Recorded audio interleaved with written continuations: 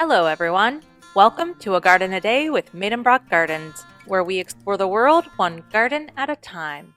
Today is August 14th. Before we begin, I must apologize. I really don't know how to pronounce the names in this episode. I'm trying, but I know I don't have it. Please forgive me. When a man loves a woman, he plants a garden for her.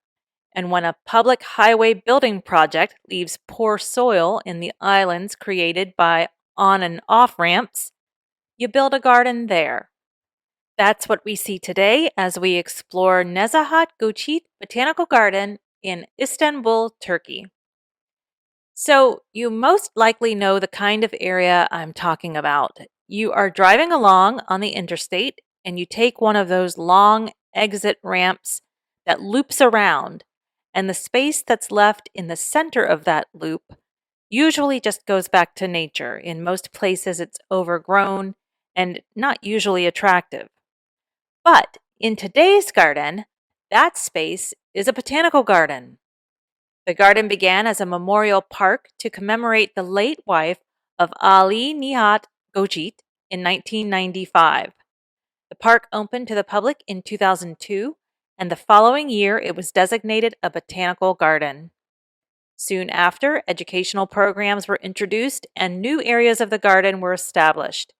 By 2011, the garden was hosting festivals while still opening new garden areas.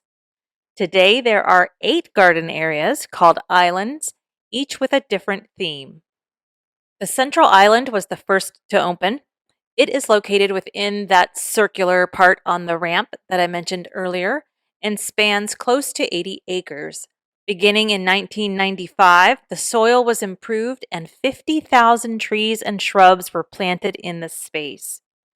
This part of the garden houses the administrative buildings, the library, classroom space, an herbarium, and a botanical illustrator's studio.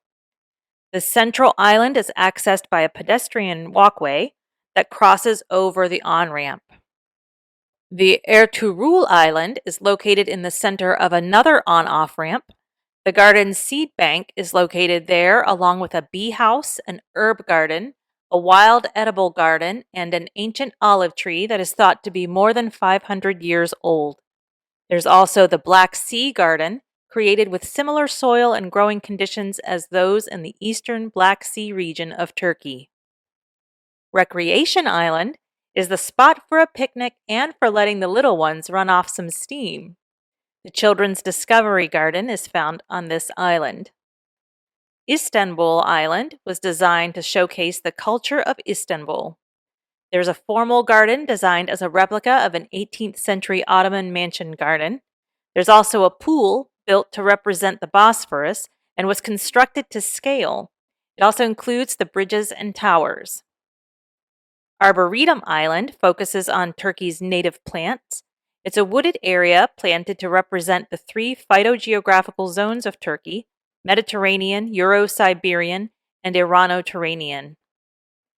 Oak Island is found within another on-off ramp and showcases, you guessed it, oak trees. This island represents 21 of the 23 types of native oaks in Turkey. Anatolia Island is another area dedicated to native plants and representing different climate zones. And finally, Thrace Island, the newest of the islands in the botanical garden.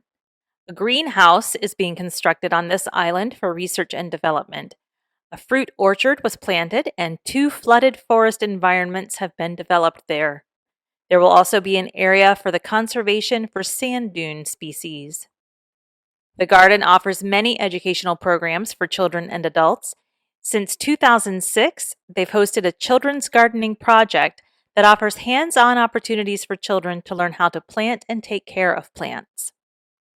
For adults, the garden offers a certificate program in practical horticulture and also hosts classes in botanical illustration.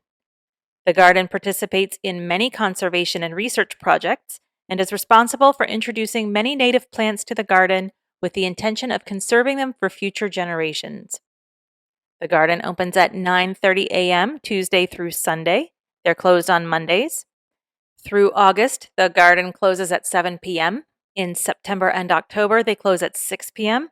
And in the winter months, they close at 5. Well, that's about it for today's garden visit.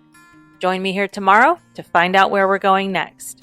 As a reminder, you can subscribe, like, or follow this podcast at any of the podcast listening places. You can subscribe to our mailing list by visiting our website, agardenaday.com, and clicking on the subscribe button. You can also find us on Pinterest, and you can support us by buying a book through our storefront on Bookshop. Links are provided in the show notes for this episode. Thank you for listening today and every day. If all goes well, I'll be right back here tomorrow. See you then.